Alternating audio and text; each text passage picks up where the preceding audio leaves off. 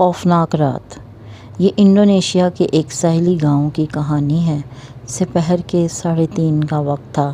اچانک ہی بادلوں نے آسمان کو اپنی دبیز چادر میں چھپا لیا۔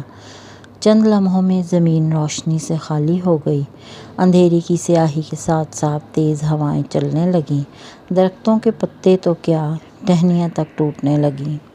بجلی کے کھمبے اور بڑے بڑے ٹاور ان تیز ہواؤں کی تاب نہ لا سکے اور خس و خاشاک کی طرح ادھر ادھر بکھر گئے۔ کچے مکانوں کی چھتیں ہلنے لگیں اور خوف کے مارے لوگوں کے حواس گم ہونے لگے۔ اس گاؤں میں علی اور عالیہ نامی 2 بہن بھائی رہتے تھے۔ علی کی عمر 16 سال اور عالیہ 14 سال کی تھی۔ ان کے والدین ماہی گیری کے پیشے سے وابستہ تھے اور 7 ماہ پہلے ایک سمندری طوفان میں